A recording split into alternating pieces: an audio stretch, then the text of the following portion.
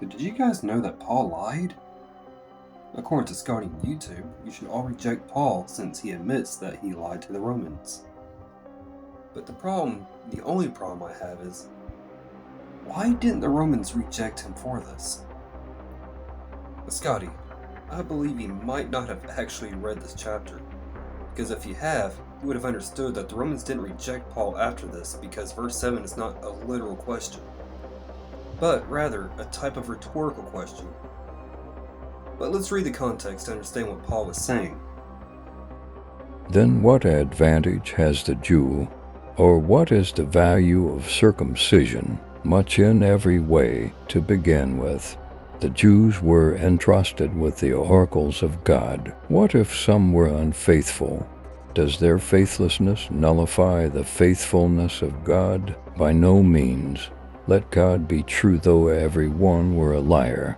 As it is written, that you may be justified in your words and prevail when you are judged.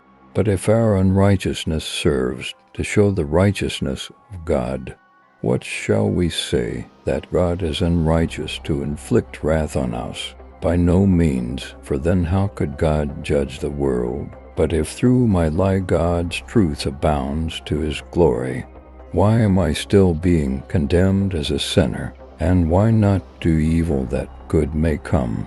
As some people slanderously charge us with saying their condemnation is just. Romans 3, verses 1 to 8. So Paul was speaking about sinners being used for the glory of God. Which makes sense given the theme of his messages tend to be, as we see in Romans, that none are good, and that we are sinners. So the point of Paul is saying what he said in verse 7 works with what he said before and after with sinners serving God.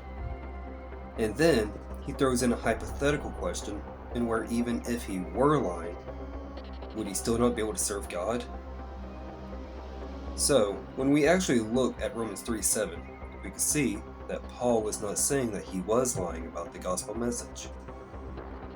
Now if he was, the Romans would probably not have stayed. But what we see is that Paul posed a rhetorical hypothetical question, weaving in his consistent message of everyone being a sinner, that even with our own sins, God still works through us. So, no, Paul was not saying he is a liar. Scotty, please take the time to read the surrounding context before using poor arguments on others.